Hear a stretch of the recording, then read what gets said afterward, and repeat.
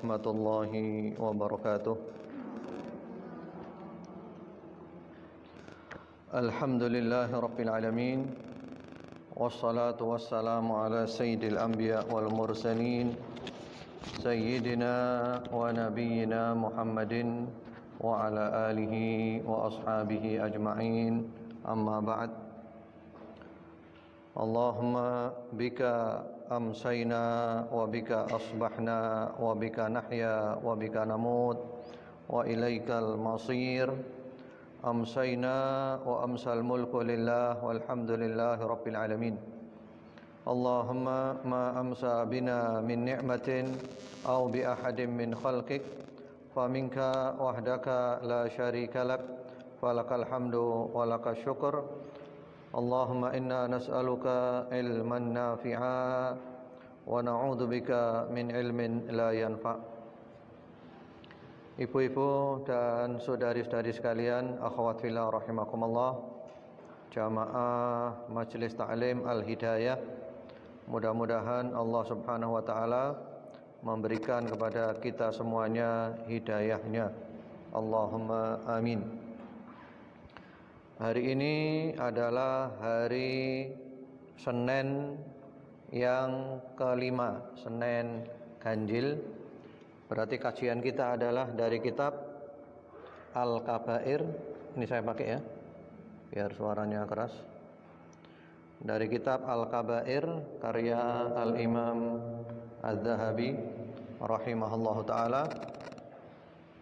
Dan kita yang lalu masih berada di dosa besar yang nomor 6, yaitu durhaka kepada ayah bunda. Dan kita memperluas pembahasan ini tentang berbakti kepada ibu bapak. Yang lalu sudah kita bahas panjang lebar, dan hari ini bagian yang terakhir, yaitu qasasu birril walidain, kisah-kisah anak yang berbakti kepada ibu bapaknya. Bentar Bu ya, saya tepatkan ya, biar tidak terlalu jauh.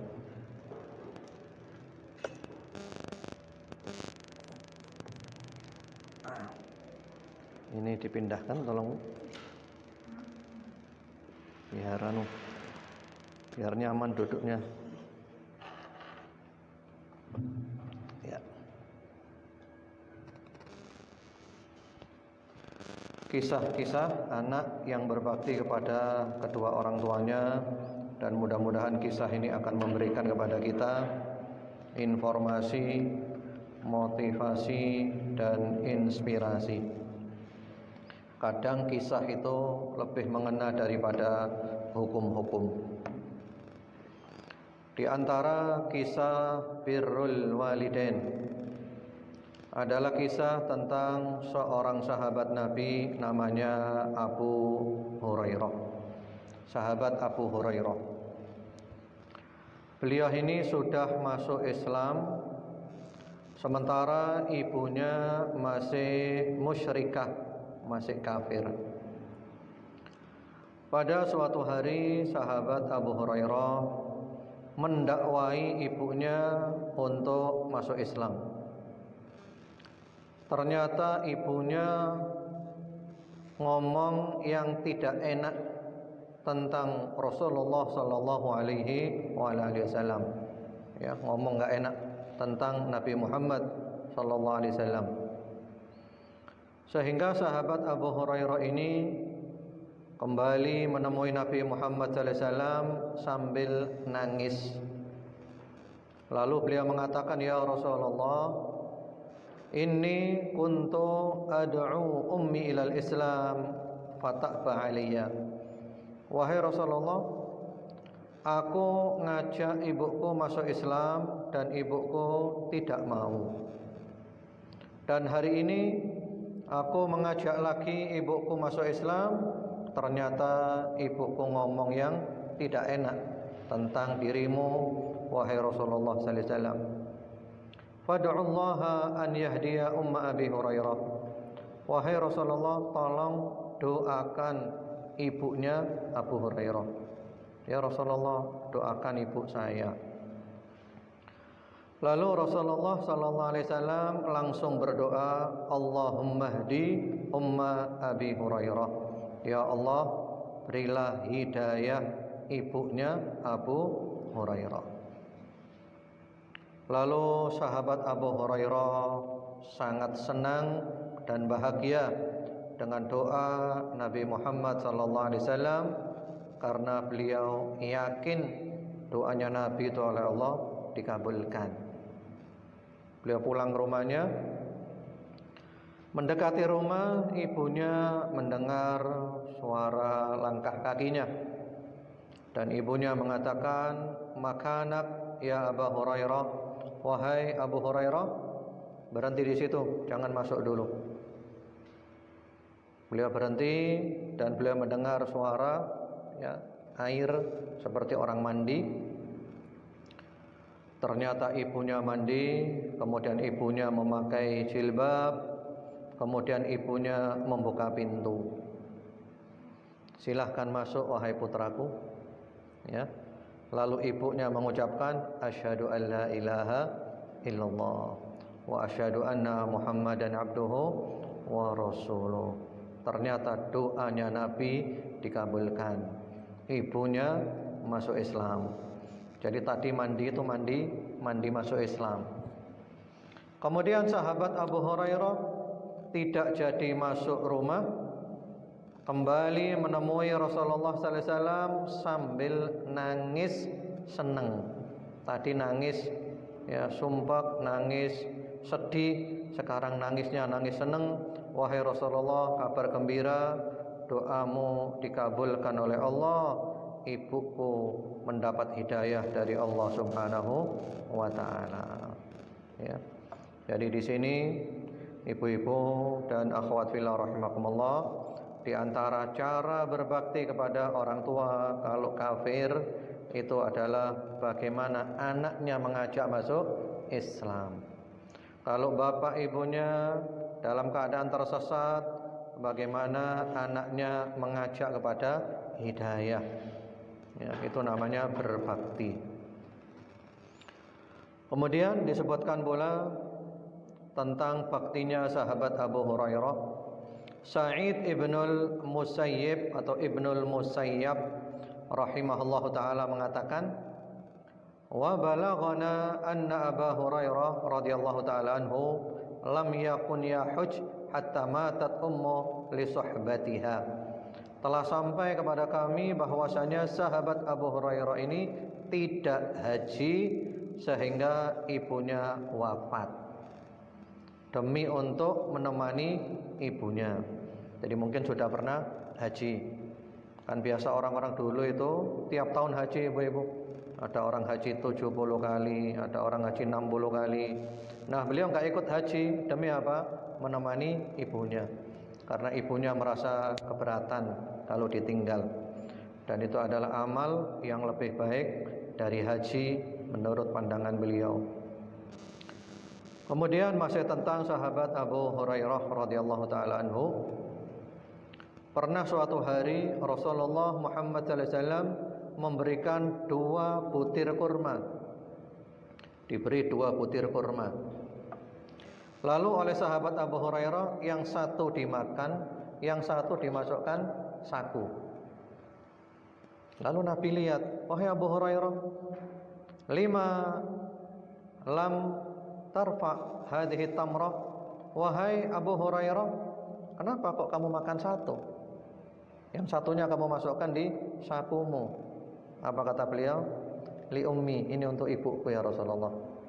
Ya, yang satu buat saya, satu buat ibu.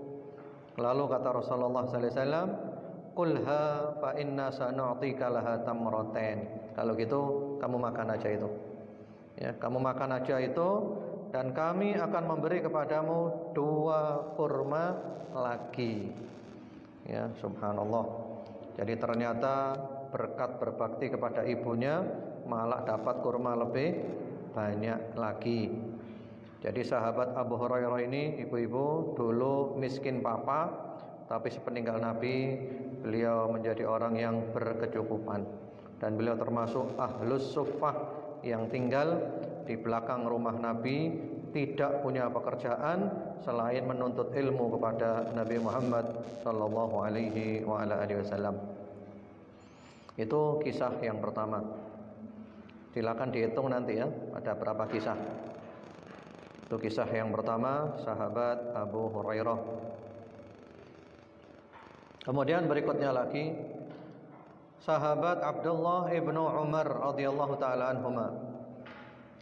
Beliau melihat ada seorang laki-laki gendong perempuan tua, ya, dipanggul, digendong di belakang, sambil tawaf, ya, tawaf gendong perempuan tua. Lalu ditanya, man hadhihi, siapa yang kamu gendong itu? Innaha ummi, ini adalah ibuku. Lalu orang itu bertanya, wahai sahabatnya Rasulullah sallallahu alaihi wasallam, apakah dengan menggendong ibuku tawaf ini berarti aku sudah memberikan haknya ibuku? Apakah berarti aku sudah berbakti, sudah membalas budi kepada ibuku? Ini jawabannya sahabat Abdullah ibnu Umar. Wallahi mahma fa'alta biha falan ya'dila dzalika talqah wahidah min talqatiha fika sa'ata wiladatiha. Demi Allah, apapun yang kamu lakukan untuk ibumu, kamu berbakti model apapun untuk ibumu, itu masih belum bisa menyamai satu rasa sakit di antara sekian banyak rasa sakit ketika melahirkanmu. Ya, kamu mau berbakti model apapun kepada ibumu, masih belum bisa menandingi sakitnya ketika melahirkanmu. Betul apa enggak ibu-ibu? Orang ketika melahirkan itu ada kontraksi-kontraksi yang sakit sekali. Bahkan kadang dia mengatakan, wis kapok, enggak kepingin punya anak lagi. Ya, ternyata punya anak lagi. Kapok lombok namanya itu. Ya, alhamdulillah saya punya anak 4 dan semuanya saya menemani istri ketika melahirkan. Saya berusaha ketika istri melahirkan itu saya temani. Dan ini perlu para suami itu untuk menemani istrinya ketika melahirkan. Ya, kalau nuruti kerja tidak akan selesai ibu-ibu. Perlu minta cuti untuk apa? Menemani istri ketika melahirkan, biar tahu bagaimana perjuangan seorang ibu, bagaimana perjuangan seorang istri. Ya, kadang kontraksi itu beberapa jam, kadang sampai 1 hari, kadang mulai pagi sampai sore. Ya, jadi itu diantara pengorbanan seorang ibu. Kemudian berikutnya lagi ada seorang tabi'in yang mana Rasulullah Muhammad sallallahu alaihi wasallam tidak pernah ketemu dengan orang ini, tapi Rasulullah kenal dengan orang ini. Namanya Uwais Al-Qarni. Uwais Al-Qarni. Bahkan Rasulullah sallallahu alaihi wasallam berpesan, kalau nanti kamu ketemu Uwais Al-Qarni, kamu minta doakan dia. Dia doanya mustajab. Ya. Lalu pada zaman sahabat Umar ibnul Khattab radhiyallahu taala anhu, beliau cari Uwais Al-Qarni dan ketemu. Lalu beliau mengatakan, mintakan ampun kepada Allah untukku. Kata Uwais, lo kamu aja, kamu Amirul Mukminin, doamu lebih mustajab. Enggak, Rasulullah nyuruh minta kepadamu. Uwais Al-Qarni doanya mustajab. Di antara amalannya adalah berbakti kepada ibunya. Dia pernah gendong ibunya dari Yaman ke Mekah untuk haji. Digendong ibunya dari Yaman ke Mekah untuk haji. Dan Uwais Al-Qarni ini ibu-ibu dulu kena penyakit belang. Lalu dia berdoa kepada Allah supaya disembuhkan dan disisakan sekecil koin. Untuk apa? Untuk ingat, ya, aku dulu sakit disembuhkan oleh Allah, supaya enggak lupa. Kemudian Uwais Al-Qarni ini terkenal, akhirnya dia memilih untuk menghilang. Milih ngilang, enggak mau terkenal ibu-ibu. Dan kalau zaman sekarang Uwais mirip orang gelandangan. Ya, hidupnya kayak orang gelandangan. Kadang anak-anak kecil melempari Uwais dengan batu, dilempari batu. Ya. Apa kata Uwais? Kalau melempari batu saya, batunya jangan gede-gede, batu kecil aja, nggak apa-apa. Karena kalau batu gede, nanti saya tidak bisa sholat tahajud. Ya, masya Allah. Kadang dia ini semalam itu rukuk, kadang semalam sujud. Uwais Al-Qarni. Kemudian ada pula salah seorang salafus saleh, Muhammad Ibnul Munkadir. Dia melakukan ijtihad dalam bakti kepada ibu, tapi tidak harus kita tiru. Ini ijtihadnya beliau. Apa ijtihadnya beliau? Pipinya ditempelkan ke lantai, ya. Lalu bilang kepada ibunya, wahai ibu, tolong letakkan telapak kakimu di pipiku. Ya, ini ijtihad ya. Jadi pipinya di lantai, dia bilang, bu, tolong bu, telapak kakimu taruh di pipiku. Artinya, aku benar-benar tidak ada artinya di hadapannya ibuku. Tapi tidak harus seperti ini berbakti. Ya, ini ijtihad namanya. Kemudian Urwah bin Az-Zubair rahimahullahu taala, beliau mengatakan, "Ma barra walidahu man syadda tarfa ilai." Tidaklah berbakti kepada ayah bundanya anak yang memandang dengan pandangan yang sinis. Ya. Mata ini berbicara ibu-ibu. Pandangan sinis, pandangan kasih sayang. Kadang anak itu mandang bapaknya dengan pandangan apa? Sinis itu kan? Itu bapak ibunya merasa anakku kok mandang gini ya, ya. Dan itu adalah tidak berbakti, memandang dengan pandangan yang sinis. Jadi kalau kita mandang bapak ibu kita dengan pandangan apa? Kasih sayang. Dan itu adalah pandangan yang bernilai ibadah. Kemudian salah seorang salafus saleh yang lainnya, Umar bin Dar rahimahullahu taala, ketika anaknya yang bernama Umar meninggal dunia, dia ini meninggal, orang-orang tanya kepada bapaknya namanya Dzar, wahai bapak Dzar, anakmu itu bagaimana berbaktinya kepadamu? Seperti apa baktinya anakmu kepadamu? Ini juga berkaitan dengan zaman dulu situasinya. Kata bapaknya, anakku itu kalau jalan bersama aku waktu malam, dia selalu berada di depan. Kalau jalan bersama aku pada waktu siang, dia selalu berada di belakang. Jadi artinya di sini cara jalan dengan bapak atau ibu. Kapan kita di depan, kapan kita di belakang. Kalau zaman dulu caranya gitu ibu-ibu. Jadi kalau malam itu anak jalannya di depan karena gelap untuk nyari jalan. Tapi kalau siang anaknya berada di belakang. Ya, kalau zaman kita ya sesuai situasi dan kondisi. Kalau kita gimana? Yang pas itu? Sama aja. Kalau kita kayaknya tidak seperti ini. Ya pokoknya kita lebih tahu bapak dan ibu kita.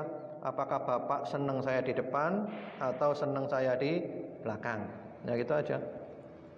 Kemudian ditambah lagi walar taqasathan qad kuntu tahtahu. Dan anakku itu tidak pernah mau berada di lantai atas kalau saya di bawahnya. Subhanallah. Sampai segitunya ibu-ibu. Padahal secara hukum boleh-boleh saja kan?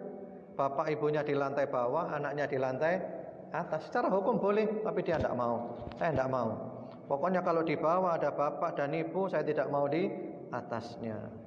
Dan ada beberapa dari salafus saleh yang seperti itu. Baik, walaupun secara hukum boleh-boleh saja.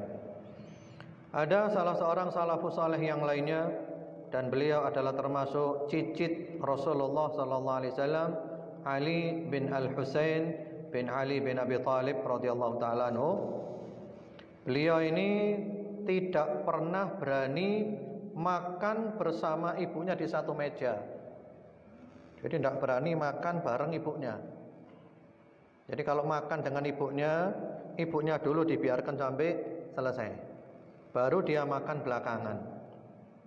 Lalu dia ditanya, kenapa kamu kok tidak mau makan bareng dengan ibumu? Apa kira-kira jawabannya? Apa? Iya. Jawabannya, aku khawatir ibuku sudah melihat ya lauk pauk itu.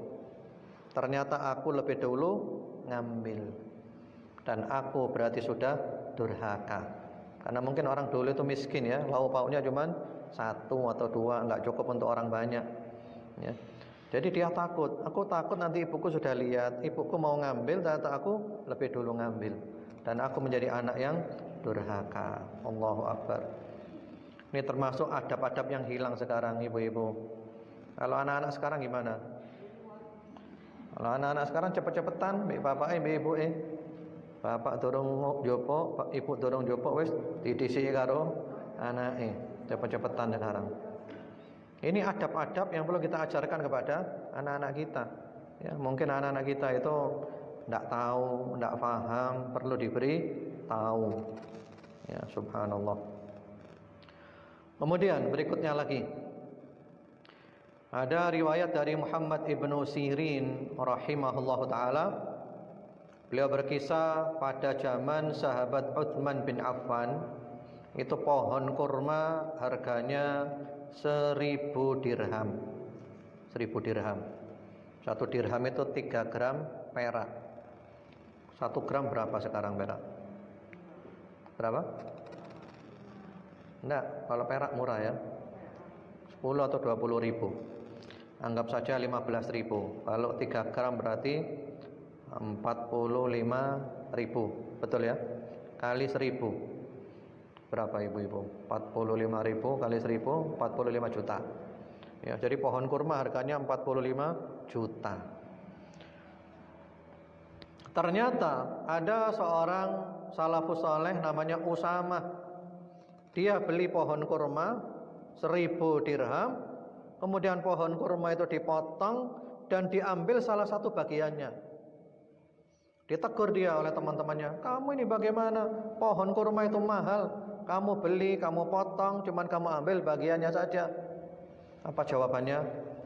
Karena ibuku minta itu, dan aku belum pernah menolak permintaan ibuku selama aku mampu. Pokok ibuku minta apapun selalu aku berikan. Aku tidak pernah nolak permintaan ibuku selama aku mampu. Wah, ini Masya Allah. Saya juga punya seorang teman ibu-ibu yang berbakti mirip seperti ini. Ibunya minta apapun tidak pernah ditolak. Dia kebetulan oleh Allah diberi rezeki yang cukup. Suatu hari perusahaannya agak jatuh, ibunya minta mobil ya. Uang lagi nggak ada, ibunya minta mobil. Dan dia itu tidak pernah nolak permintaan ibunya. Akhirnya dia berusaha bagaimana bisa memberikan mobil kepada ibunya.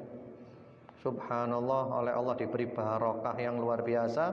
Dan sekarang ibunya dibangunkan rumah, ada kolam renangnya. Tambah barokah, tambah barokah, tambah barokah usahanya. Baik. Kemudian berikutnya lagi, Ibunda Aisyah radhiyallahu taala anha, beliau menceritakan tentang 2 orang sahabat Nabi Muhammad sallallahu alaihi wasallam yang menurut beliau abarru hadhil ummah. 2 orang sahabat yang paling berbakti kepada ibu bapaknya dari umat ini, yaitu sahabat Utsman bin Affan dan sahabat Harithah bin An-Nu'man. Jadi kata Ibunda Aisyah, ini 2 sahabat yang paling berbakti. Seperti apa baktinya? Fa amma Utsman, adapun sahabat Utsman, fa innahu qala, beliau mengatakan, ma qadirtu an ata'ammala ummi mundu aslamtu. Aku enggak mampu memandang ibuku semenjak aku masuk Islam. Jadi tidak berani melihat ibunya. Ya, lihat itu langsung ya tunduk. Ini apa namanya? Akhlak, adab. Lihat itu loh, sepenuh mata, tidak berani. Begitu lihat langsung tunduk, ya. Wa amma Harithah fa innahu kana yufli ra'sa ummi. Adapun Harithah, maka dia itu suka metani ibunya, dipetani. Dipetani, diambil apanya? Ambil kutunya. Kenapa? Ubannya. Enggak, kalau orang dulu bukan uban ya. Karena uban itu cahaya. Kata Nabi, uban itu cahaya, Bu, nggak boleh diambil, Bu. Ada larangan mencabut uban. Dan uban itu adalah penasehat kita, Bu, bahwa kita sudah tidak muda lagi. Wa yut'imuha biyadih, dan Harithah ini suka ya menyuapi ibunya pakai tangannya. Ya, nyuapi ibunya, tulang ibunya. Walam yastafhimha kalaman qad ta'muru bihi. Beliau itu kalau ngomong dengan ibunya, kalau ibunya nyuruh apa saja, tidak pernah bilang gini, ibu-ibu. Hah? Apa? Hah? Tidak pernah. Ibunya ngomong apa saja, iya, Bu. Iya, Bu. Faham gak faham, bilang iya, Bu. Lah terus gimana? Nanti ketika sudah keluar, tanya orang-orang, ibu ngomong apa, Mak? Demi apa? Menghormati orang tua. Kadang orang tua itu jengkel. Orang tuanya ngomong, anaknya hai. Iya. Ini enggak. Iya, Bu. Iya, Bu. Sami'na wa ata'na, Bu. Padahal gak paham. Nanti keluar tanya, ibu tadi ngomong apa? Demi apa? Memuliakan ibunya. Ya, baik. Itu diantara baktinya Harithah bin An-Nu'man radhiyallahu taala anhu. Kemudian Muhammad ibnul Munkadir rahimahullahu taala, salah seorang salafus saleh, mengatakan, "Bata akhi yusalli wa bittu aghmizu qadama ummi wa ma uhibbu anna lailati bi lailatihi." Saudaraku semalam dia sholat tahajud. Dia sholat tahajud, sholat. Sementara aku enggak sempat sholat tahajud, karena aku sibuk menemani ibu sambil mijeti kakinya ibu. Jadi mungkin ibunya sakit, ibunya minta ditemani, jadi dia tidak sempat sholat tahajud, sibuk mijeti kakinya ibu. Apa kata beliau? Aku tidak suka kalau malamku ditukar dengan malamnya dia. Jadi walaupun aku nggak sempat sholat tahajud, nggak kalah dengan saudaraku yang sholat tahajud. Ini lebih diridhoi oleh Allah, ya, berbakti kepada ibunya. Kemudian salah seorang salafus saleh yang lainnya namanya Kahmas. Dia ini kerja ngecat, ya, kerjanya nyaput. Gajinya kecil sekali, nggak sampai 1 dirham, kecil sekali gajinya. Nah, kalau dia habis nyaput, dapat uang, dapat upah, itu sebelum pulang beli buah-buahan dulu untuk diberikan kepada ibunya. Ya, Masya Allah. Ada lagi salah seorang salafus saleh namanya Haywah bin Syurai. Silakan nanti dicari biografinya, Haywah bin Syurai. Dia ulama besar, dia punya majelis taklim yang hadir itu banyak. Ya. Dia punya majelis taklim, dia pengajian kayak gini, ibu-ibu. Dan setiap dia ngisi pengajian di depan murid-muridnya yang banyak itu, ibunya selalu datang. Ibunya datang, ngomong apa ibunya? Ini kata-kata ibunya. Kum ya Haywah fa'a'li fid dajjaj. Ibunya datang hanya perlu mengatakan, wahai Haywah, ayo kasih makan ayam. Kamu belum ngasih makan ayam. Ngomongnya di mana itu? Ini sudah ngajar ibu-ibu di depan muridnya yang banyak. Itu sudah tabiatnya ibunya. Ketika anaknya sudah ngajar di depan murid-muridnya, dipanggil, hai Haywah, itu loh, PTE dorongan kayak mangan, kayak mangan PTC. Dia nggak tersinggung, dia nggak marah. Padahal itu adalah perbuatan yang menyinggung. Dan mestinya juga ibunya itu, mbok sabaro, Bu. Mari ngono pengajiane mari, suruh dia mari makan ayam. Tapi enggak, itu memang sudah tabiatnya ibunya. Senengane lek anake ngajar diceluk. Iku lho nak, pitike kaya ono mangan nak. Dan anaknya pun juga tidak tersinggung, ya. Anaknya berdiri, ya. Mohon maaf ya ibu-ibu, saya mau ngasih makan ayam dulu. Ya, kasih makan ayam. Artinya apa? Ini namanya pengertian. Ya, kita tahu wataknya bapak kita dan kita tahu karakternya ibu kita, dan kita bermuamalah dengan bapak ibu sesuai dengan karakternya. Nggak usah dimasukkan hati, ojo baperan, gitu loh. Jadi nggak usah tersinggung. Wis memang ibuku wis ngene iki ket biyen, ngono lho. Lalu tak pikiri iso mati longgo aku. Oh, bendino ngene hari. Itu memang karakternya begini, ya sudah, saya terima aja sudah. Dikandani ya gak iso. Wis diterima aja. Baik. Kemudian berikutnya lagi. Ya. Ada salah seorang salafus saleh namanya Ibnu Aun. Beliau pernah dipanggil ibunya, "Hai Ibnu Aun." Lalu dia menjawab dengan suara yang lebih keras. Suaranya lebih keras dari suara ibunya. Dia pun merasa bersalah, dia pun merasa berdosa. Lalu sebagai tebusannya dia beli 2 budak untuk dibebaskan. Ini tebusannya. Hanya gara-gara dia merasa suaranya lebih tinggi dari suara ibunya. Dia merasa berdosa, tidak berbakti.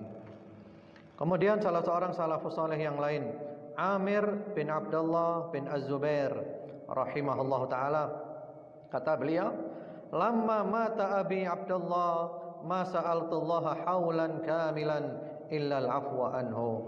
Ketika ayahku meninggal dunia, aku tidak pernah minta kepada Allah 1 tahun penuh kecuali minta maaf untuk bapakku.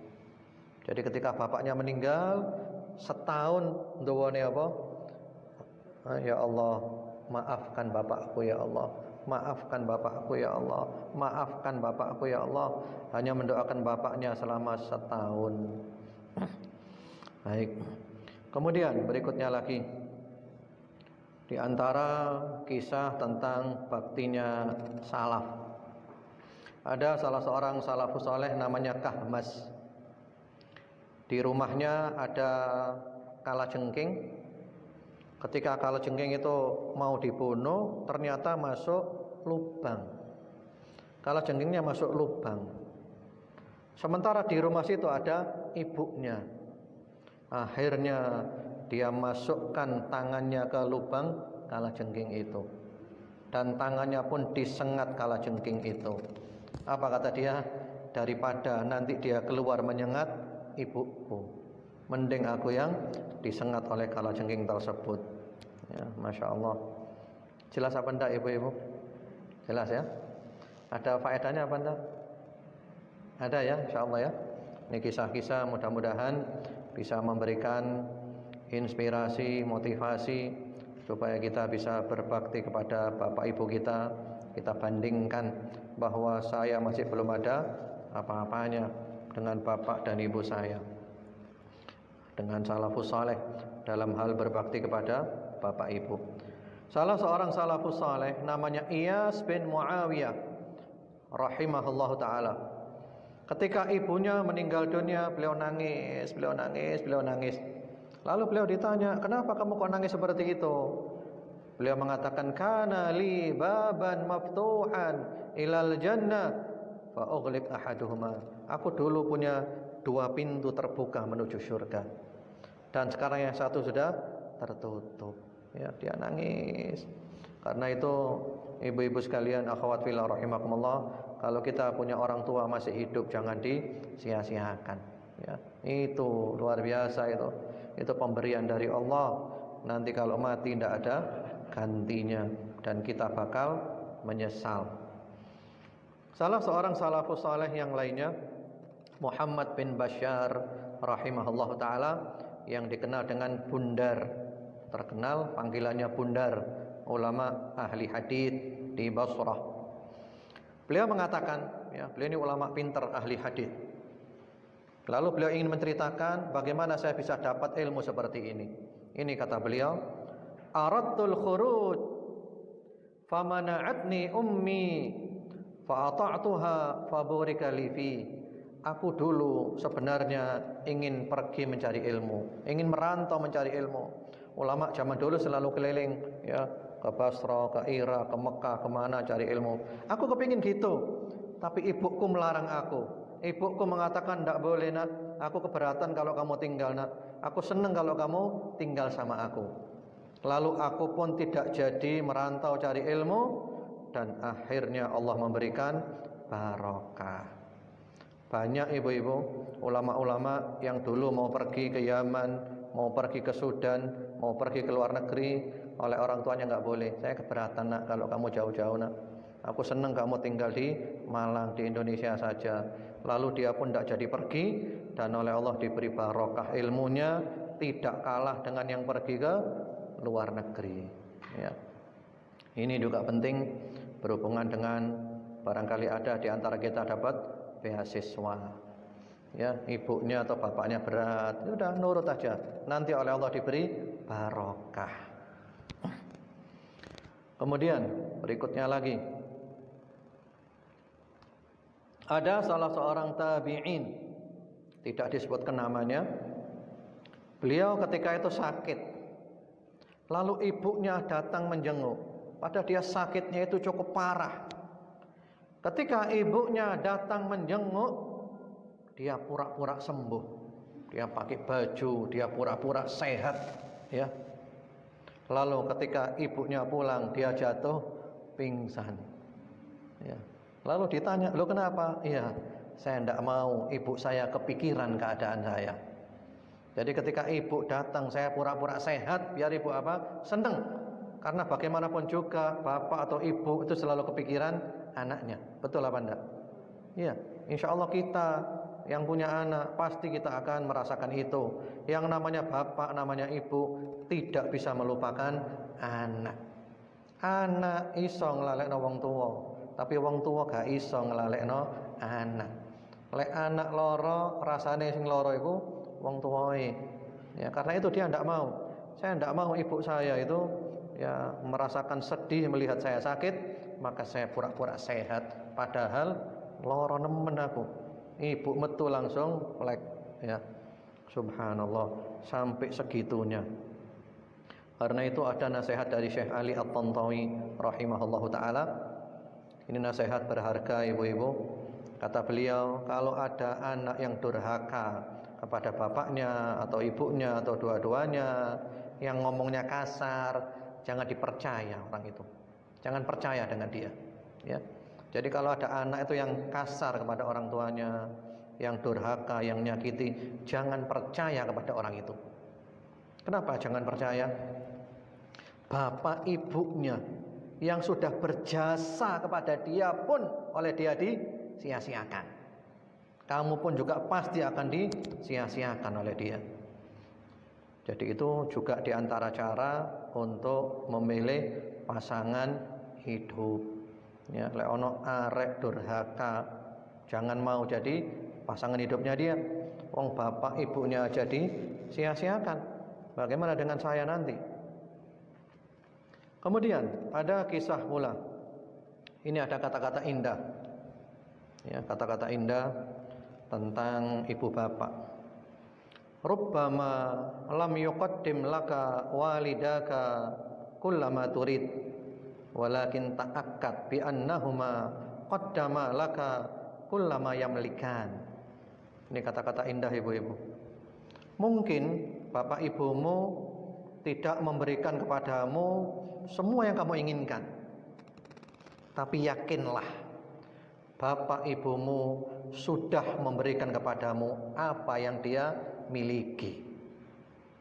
Mungkin dia tidak memberi semua yang kamu inginkan, tapi yakinlah, percayalah, dia sudah memberikan yang dia miliki.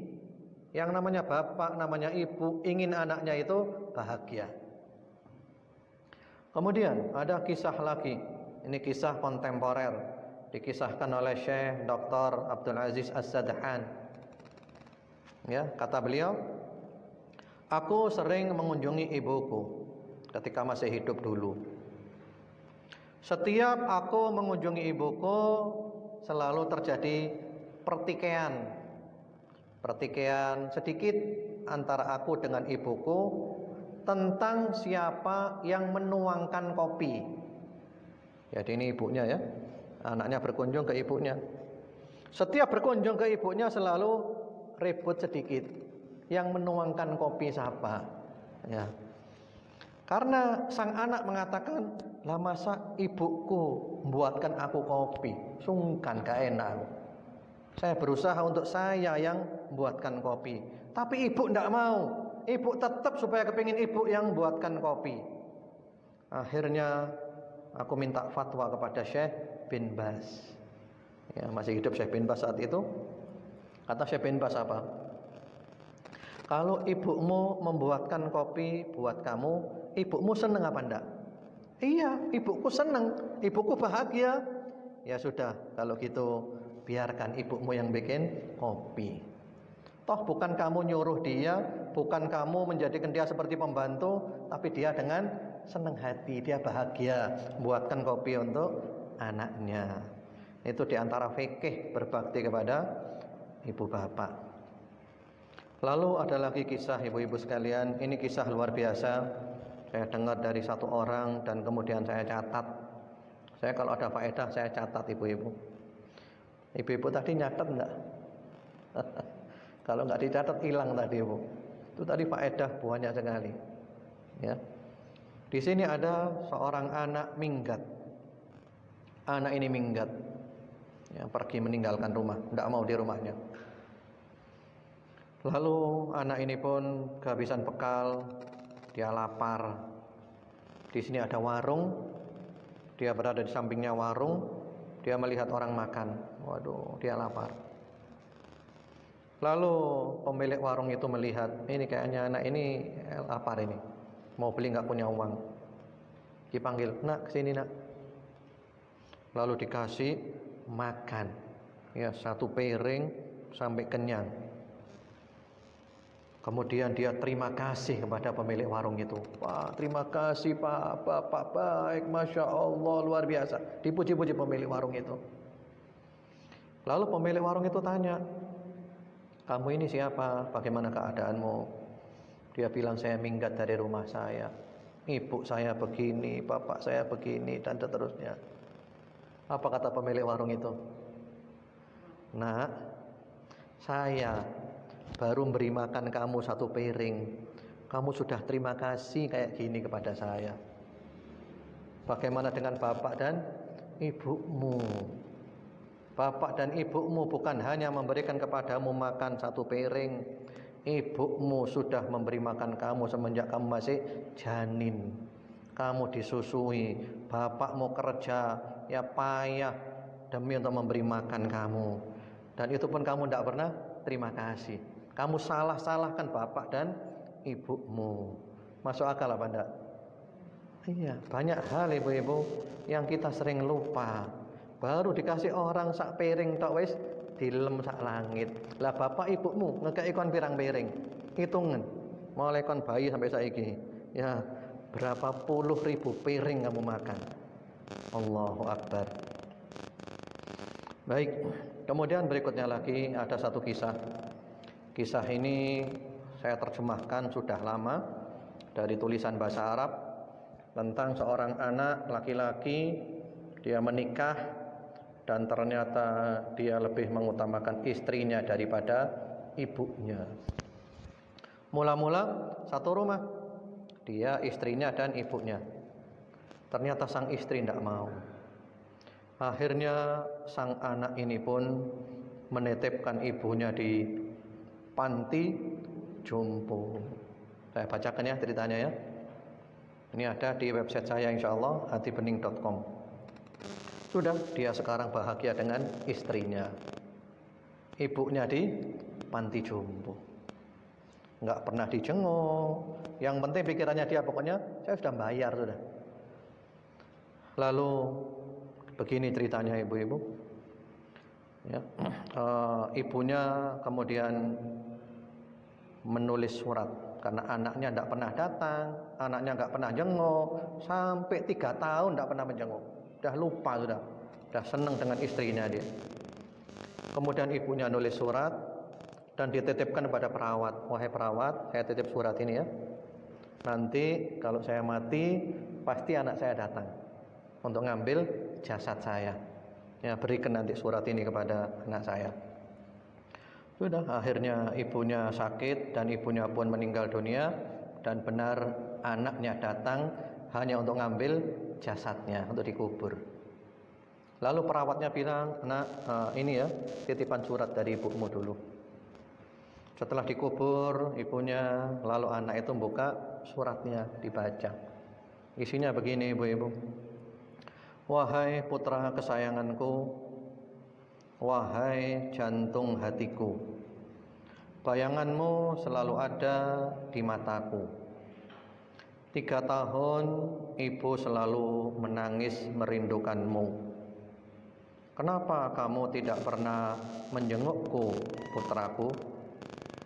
Ibu selalu teringat masa-masa indah bersamamu semenjak kecilmu sampai pernikahanmu. Di sini ibu sulit memejamkan mata karena kerinduan untuk berada di sampingmu. Ibu sakit seorang diri tanpa ada yang peduli. Ibu ingin memandangmu setiap hari, putra terkasihku. Ibu berterima kasih atas kebaikanmu selama ini dan ibu maafkan semua kesalahanmu. Ya. Ibu tulis surat ini dengan linangan air mata. Hanya satu pinta ibu, jika ibu mati, jangan pelit untuk berdoa dan memintakan ampunan untuk ibu. Selamat jalan anakku, ibumu yang selalu merindukanmu. Allahu Akbar. Inilah seorang ibu, ya. Jadi walaupun anaknya seperti itu, apa harapannya dia? Semoga Allah maafkan kamu, anakku. Semoga kamu masuk ke dalam surga. Dan itulah perasaan seorang bapak dan seorang ibu. Insya Allah kita semua juga merasakan hal itu. Saya pernah, ibu-ibu, punya pengalaman pribadi. Dan kalau saya cerita pengalaman pribadi itu bukan berarti pamer ya, tapi supaya diambil faedahnya. Waktu anak pertama saya 6 tahun yang lalu masuk pondok di Jawa Tengah, SMP ya. Saya masukkan di pondok Jawa Tengah. Anak ke-1 Abdul Qawi. Ya. Ketika anak di pondok, ibu-ibu, ternyata kita ini bapak ibunya kepikiran terus. Tidak bisa lupa, iling-ilingen anak terus, ya. Karena itu pisah pertama kali. Dan subhanallah, ketika baru masuk pondok, ternyata anak saya matanya sakit. Matanya sakit, iritasi. Dan kebetulan saya waktu itu berada di tengah laut. Saya lagi bertugas di Chevron di tengah laut, ya, di Selat Makassar. Kemudian saya bilang kepada musyrifnya di pondok, tolong fotokan matanya anak saya. Saya kepingin tahu seperti apa sakitnya. Difotokan, dan di sana ada sinyal ya, ada sinyal khusus di sana. Kemudian foto itu dikirim di WA. Saya lihat fotonya, ibu-ibu, di tengah laut, di Wian, ya. Ya Allah, saat kene anakku rek, tak lu sampai nangis. Itulah namanya apa? Orang tua. Orang tua itu tidak bisa melupakan anak. Hanya memang beda cara ibu menunjukkan sayang kepada anak dengan caranya bapak. Beda. Lek ibu mungkin itu dengan kelembutannya, dengan tangisannya. Lek bapak itu seje. Ya, cara menampakkan sayangnya itu lain, tapi tetap juga sayang. Kemudian ada kisah lagi, ibu-ibu sekalian, akhwat fillah rahimakumullah. Ini juga saya terjemahkan dari sebuah tulisan bahasa Arab dan ada di website saya hatibening.com. Saya beri judul Ibuku, Istriku. Ini kisah dari seorang dokter kandungan. Saya bacakan. Kata dokter kandungan itu, hari ini aku sangat sedih sekali dalam hidupku sebagai seorang dokter. Aku sudah banyak membantu persalinan para ibu yang hendak melahirkan. Dan aku selalu berdoa agar para ibu selalu dijaga dan dilindungi Allah. Rasa sakit ketika terjadi banyak kontraksi menjelang kelahiran tidak bisa diceritakan. Dan dia tahu, dia dokter kandungan. Semua itu demi kelahiran anaknya menuju kehidupan yang baru. Lalu kata dokter itu melanjutkan, hari ini aku benar-benar menangis karena kami kehilangan seorang ibu yang aku berdoa semoga tidak terjadi lagi yang seperti itu. Ibu itu selama 14 tahun menikah belum diberi karunia anak. 14 tahun durung duwe anak. Padahal ibu itu telah melakukan berbagai upaya, termasuk upaya bayi tabung.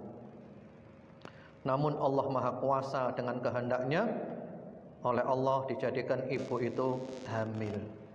14 tahun baru hamil. Pada hari itu aku dihubungi untuk membantu kelahiran anaknya, dan aku pun bergegas memenuhinya dan meninggalkan semua pekerjaanku. Ditelepon, tolong ya, saya mau melahirkan, bantu saya. Ibu itu sudah merasakan sakit kontraksi semenjak 7 jam. 7 jam sampai pembukaan 1, 2, 10 dan seterusnya, sampai diputuskan harus dilakukan operasi. Tidak bisa lahir normal, harus operasi. Dilakukan operasi. Setelah anaknya lahir, ya, anaknya lahir sekarang, ibu itu senang. Ibu itu tersenyum lebar. Kemudian ibu itu mati. Subhanallah. Ya, anaknya lahir, ibu itu senang, kan dicium itu kan, dipeluk, dicium. Kebetulan kemarin waktu anak yang keempat Muhammad itu saya syuting dan boleh sama dokter Nuka dioperasi ya. Masih ada filmnya. Ya. Bagaimana ketika anak itu lahir telah diputus tali pusarnya, kemudian dibawa ke ibunya, dicium oleh ibunya, disayang oleh ibunya gitu kan. Ibunya mati terus, plek. Ya. Waktu kemarin kelahiran Muhammad itu sambil saya bacakan surat kesayangan saya, surat Ar-Rahman. Ya, dan di film kan boleh itu. Tapi ada batasnya. Jadi setelah anaknya lahir, ibunya mati. Apa kata dokternya? Ketika aku beritahukan kejadian ini kepada suaminya pun langsung pingsan. Dan bahagia itu berubah menjadi prahara. Ibu itu meninggal demi siapa? Demi anaknya. Ya, dintenteni 14 tahun gak duwe anak. Saiki duwe anak, ibunya rela mati, sing penting kon urip. Allahu Akbar. Lalu kata dokter itu, aku nasihatkan kepada para anak dan kepada para suami, hormati dan sayangi ibumu dan istrimu, dan seterusnya. Baik, saya kira cukup itu ibu-ibu sekalian, kisah-kisah tentang birrul walidain. Mudah-mudahan Allah jadikan kita anak-anak yang berbakti kepada ibu bapak kita. Jadi kalau masih ada bapak di rumah, ada ibu di rumah masih hidup, jangan disia-siakan. Walaupun keduanya sudah tua, walaupun mungkin keduanya sudah pikun, walaupun mungkin keduanya sudah ya kencing dan buang air besar di tempat tidur, harus pakai pampers, jangan kecil hati. Ibu-ibu jangan melihat orang itu. Yang ibu lihat adalah ini surga di depan mataku. Ya, surga di depan mataku. Wallahu alam, itu dulu. Insyaallah nanti berikutnya kita lanjut dosa besar yang nomor ke-7, yaitu tentang makan riba. Dan itu juga nanti pembahasannya panjang, kita bahas masalah riba. Wallahu alam. Monggo kalau ada yang mau ditanyakan, tafadhol, silakan. Silakan ibu-ibu kalau ada yang mau ditanyakan. Monggo, silakan. Waalaikumsalam warahmatullahi wabarakatuh. Orang tua kita, Iya. ya karena sudah sepuh ya, jadi banyak mungkin tantangan-tantangan yang dilarang oleh dokter. Iya. Dan itu sukaannya ibu bisa. Itu bagaimana? Jadi kan kita dilarang memakai itu. Iya. Aktivitas lainnya, tapi tidak disukai. Karena ibunya sakit ya. Iya, karena sudah sepuh sih sebetulnya. Iya. Ada sakitnya kan? Diabetes gitu kan? Diabetes atau hipertensi gitu kan? Kalau memang itu membahayakan ya kita harus melarang. Itu namanya cinta, itu namanya sayang. Soalnya kalau kita berikan berarti kita apa? Berarti kita mencelakakan. Misalnya dia diabetes, tapi dia minta tolong buatkan es sirup yang manis. Nah ya apa? Begitu minum langsung apa? Langsung gulanya naik. Ya sudah, ditolak aja dengan cara yang halus. Pokoknya bagaimana caranya, jangan diberikan permintaannya. Karena kalau kita berikan permintaannya bukan berbakti namanya. Itu namanya kita menjerumuskan menuju kebinasaan. Ya. Misalnya dia itu hipertensi, yang mana diantaranya tidak boleh makan durian gitu kan? Kan tidak boleh durian kan? Nah di sini ibunya kepingin durian, tolong nak wis pokoknya itu kok no, pokoknya itu kok no. Padahal ketika makan durian langsung darahnya itu ya naik tinggi, ya jangan bu. Jadi bagaimana caranya ibu tetap menolak permintaannya, tapi dengan cara yang halus, sehalus-halusnya. Dihibur sana, dihibur sini, dikasih ganti ini, dikasih alternatif itu, wis pokoknya gak dituruti. Mau marah, mau apa, enggak apa-apa. Seperti itu. Tapi ada lagi orang tua yang sehat dan dokter pun mengatakan minta apa saja berikan. Itu seperti bapak saya, sekarang usianya hampir 100 tahun. Tapi alhamdulillah sehat walafiat, masya Allah, tabarakallah, dan tidak punya penyakit apapun. Gula tidak ada, darah tinggi tidak ada, dan dokter pun bilang apa? Minta apapun kasih sudah. Jadi sekarang usianya sudah tua. Kalau makan senengannya apa? Minumnya itu buatkan es sirup yang manis, sing wabang, gak abang, gak gelem. Ya sudah kasih aja, dia tidak punya penyakit. Ya, sudah dingin, manis lagi, kasih, tidak apa-apa. Ya, jadi selama tidak bermadarat, berikan. Kalau bermadarat, tidak boleh. Al-Quran melarang kita memberikan madarat, As-Sunnah juga melarang kita memberikan madarat. Hanya caranya bu, ya diberi ganti yang lain, alternatif, dihibur. Demikian, wallahu a'lam. Monggo silakan kalau ada yang lainnya, tafadhol. Monggo silakan. Waalaikumsalam warahmatullahi wabarakatuh.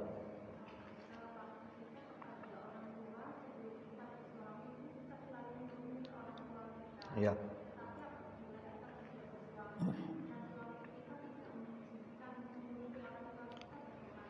Ya. Memang bu, seorang perempuan itu sebelum menikah dia berbakti kepada ibu bapak. Tapi setelah menikah maka dia kepada suaminya, ya kepada suami.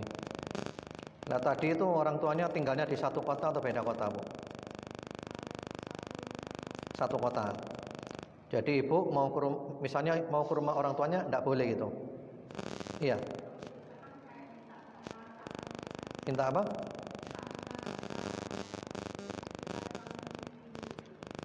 Iya, jadi ketika mau berkunjung ke rumah orang tuanya gitu, nggak boleh. Atau minta bantuan. Minta bantuan ya. Minta bantuan berbentuk materi gitu, nggak boleh. Nah orang tuanya butuh apa enggak? Karena ada bantuan yang wajib, ada bantuan yang nggak wajib. Itu orang tuanya butuh apa enggak? Butuh sekali. Untuk makan, untuk minum. Atau sudah cukup, hanya kepingin yang lainnya. Masuk yang mana itu? Oh kepingin yang lainnya. Kalau memang orang tua sudah cukup dan kepingin yang lainnya, dan ternyata suaminya melarang, ya sudah sabar saja, taat kepada suami. Ya sabar bu, memang aturannya gitu bu. Aturannya gitu. Kecuali kalau bapak ibunya sangat membutuhkan untuk makan tidak ada, yaitu wajib. Hatta suami bilang tidak boleh pun tetap kita bantu. Ya. Itu ada haditsnya bu. Haditsnya sanadnya dhaif, tapi maknanya benar. Karena maknanya sesuai dengan Al-Quran dan As-Sunnah. Seorang istri, suaminya keluar rumah dan suaminya berpesan, wahai istriku, kamu tidak boleh keluar rumah sampai aku pulang. Suaminya pergi. Dan zaman dulu kalau pergi sudah putus, nggak ada HP dulu, sudah putus. Di mana nggak tahu, nggak ada kabar. Dan ternyata bapaknya perempuan ini sakit, Bu. Bapaknya sakit dan sang bapak kepingin supaya anak perempuan itu menjenguk. Orang-orang datang, itu loh bapakmu sakit, apa kamu tidak menjenguk? Dia bilang, suamiku berpesan kamu tidak boleh keluar rumah sebelum aku datang. Ya, sampai bapaknya itu sakaratul maut. Orang-orang datang, itu loh bapakmu sekarat, apa kamu tidak mau lihat bapakmu? Dia bilang, suamiku berpesan aku tidak boleh keluar rumah sebelum suamiku datang. Sampai bapaknya meninggal dunia. Orang-orang datang, bapakmu sudah mati sekarang. Apa kamu tidak mau lihat jasadnya bapakmu sebelum dikubur? Dia bilang, suamiku mengatakan aku tidak boleh keluar rumah sebelum dia datang. Dikubur bapaknya. Lalu apa kata Rasulullah sallallahu alaihi wasallam? Kata Rasulullah, ya, bapakmu dosanya diampuni oleh Allah karena bapakmu punya anak perempuan yang taat kepada suami. Jadi hukumnya Allah tidak sama dengan hukumnya manusia, Bu. Kalau hukumnya manusia, ini adalah anak yang apa? Anak durhaka. Ternyata kata Rasulullah, bapakmu itu bahagia, bapakmu senang, dosanya diampuni oleh Allah karena bapakmu punya anak perempuan yang berbakti kepada suaminya. Jadi begitu. Jadi kalau istri itu lebih mendahulukan suaminya daripada bapak dan ibunya. Karena ketika akad nikah sudah diserahkan. Ini anak saya serahkan kamu. Ya, kalau tadi aku adalah imamnya, sekarang kamu imamnya. Seperti itu. Jadi ya sabar, Bu. Sabar ya. Wallahu alam. Monggo silakan kalau ada yang lainnya, tafadhol. Silakan kalau ada lagi yang mau ditanyakan. Monggo silakan, Bu. Waalaikumsalam warahmatullahi wabarakatuh.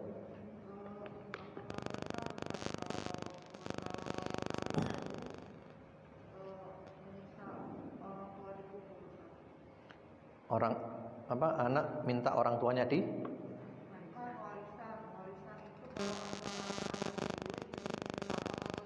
Oh ya. Jadi anak-anaknya rebutan warisan, ribut warisan. Apakah orang tuanya tahu?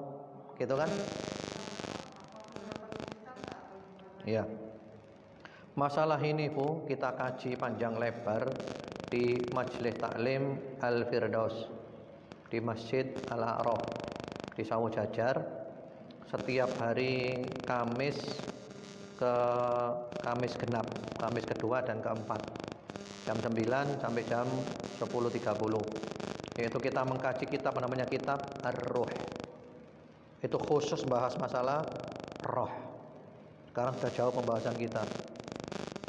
Jadi, Bu, menurut Ibnul Qayyim rahimahullah ta'ala, berdasarkan dalil-dalil yang ada dan beliau yakini orang tua kita di kuburan itu tahu keadaan anaknya. Bahkan ada hadis yang sahih hadisnya, Bu. Amalnya anak-anak itu dihadapkan kepada orang tuanya di kuburan. Jadi orang tua kita di kuburan tahu, oh anakku ini, anakku ini, anakku ini. Ya. Kalau anaknya baik, dia senang. Kalau anaknya tidak baik, dia bersedih di kuburan. Apalagi ketika anak-anak itu rebutan masalah warisan. Itu orang tua sedih di kuburan. Ya Allah, anakku tukaran, anakku berkelahi. Karena itu masalah warisan ini termasuk masalah kalau ada kematian, ya kalau bisa segera diselesaikan. Semakin cepat semakin bagus. Sehingga masing-masing mendapatkan apa? Haknya, plong. Yang jadi masalah itu ketika warisan dimanfaatkan oleh sebagian pihak. Yang satu tidak mendapat manfaat itu. Ya begitulah masalah warisan. Terjadi sering ribut-ribut masalah warisan. Kalau memang anaknya berbakti, segera diselesaikan. Demikian, wallahu a'lam. Jelas, Bu?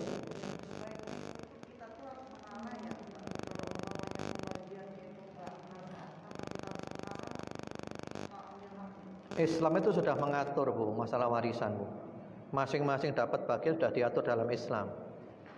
Jadi tidak ada istilah mengalah, Bu. Kalau mau diselesaikan secara syar'i, ya ada aturannya.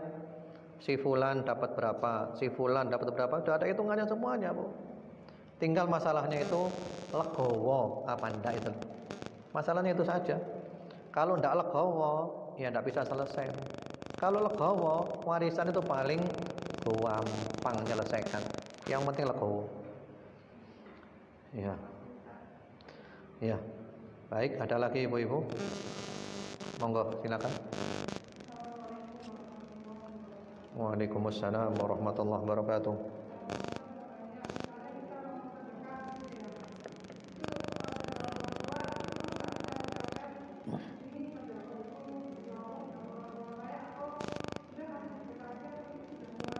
Ya. Sebentar ya, sebentar Bu. Jadi ibu mau sedekah untuk orang tuanya, gitu ya? Oh iya, baik. Saya jawab dulu biar tidak lupa. Jadi sedekah untuk orang tuanya itu boleh. Diucapkan boleh, tidak diucapkan juga boleh. Yang penting adalah hatinya, niatnya, ya. Saya niatkan ini saya sedekah untuk ibu saya. Itu boleh. Yang pertama, yang kedua?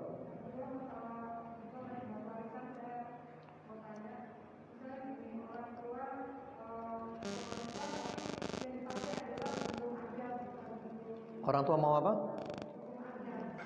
Mau apa tadi? Pernikahan. Oh, warisan. Warisan diselesaikan secara hukum adat. Iya, terus?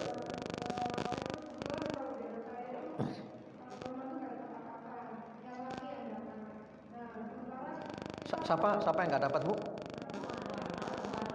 Anak perempuan nggak dapat. Oh iya, iya, iya.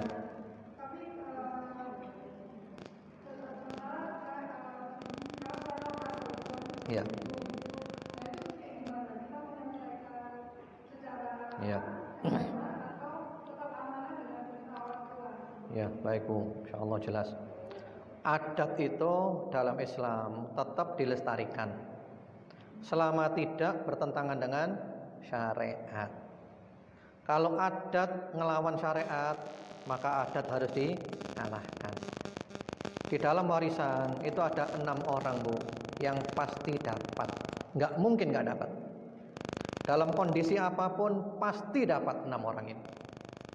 Yaitu yang pertama-tama al-abawan, bapak dan ibu pasti dapat. Tinggal ukurannya tergantung kondisinya. Kemudian al-waladan, anak laki dan anak perempuan pasti dapat. Kemudian az-zaujan, suami dan istri pasti dapat. Jadi kalau hukum adat mengatakan anak perempuan nggak dapat, itu berarti hukum yang salah. Itu berarti hukum melawan syariat dan hukumnya harus dikalahkan. Nggak boleh, Bu. Dolim itu, Bu. Ya.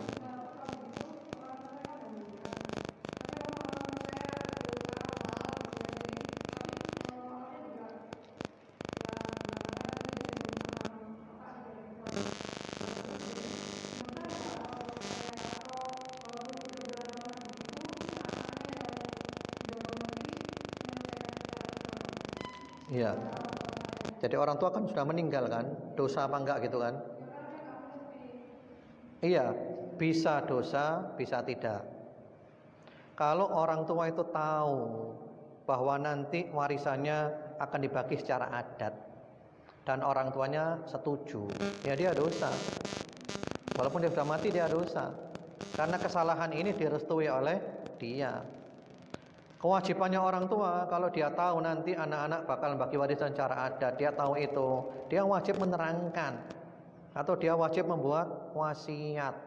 Saya tidak rela kalau warisan saya dibagi secara adat. Saya berwasiat supaya warisan saya dibagi secara syariat. Harus gitu, Bu. Nah, enggak dosa kalau orang tuanya tidak tahu apa-apa, tidak ngerti, tidak paham, tidak tahu apa-apa, dan ternyata anaknya melakukan kesalahan yang mudah-mudahan oleh Allah orang tuanya maafkan, dia tidak tahu, dia tidak ngerti. Itu adat di mana itu, Bu? Tapanuli. Walaupun Islam juga begitu, Bu. Iya. Baik. Karena masalah warisan ini jelas sekali. Kalau memang seperti itu, berarti para ulama di sana harus dilibatkan. Bayangkan kalau anak perempuan nggak dapat, Bu, kan kasihan, Bu. Padahal anak dapatnya itu gede sekali. Baik, saya kira cukup ibu-ibu sekalian. Monggo kita tutup dengan doa kepada Allah Subhanahu wa taala. Semoga Allah mengabulkan doa-doa kita. Bismillahirrahmanirrahim. Alhamdulillahirabbil alamin. Allahumma shalli ala Muhammad wa ala ali Muhammad wa sallim tasliman katsira. Rabbana zalamna anfusana wa illam taghfir lana wa tarhamna lanakunanna minal khasirin. Rabbana innana amanna faghfir lana dhunubana wa qina adzaban nar.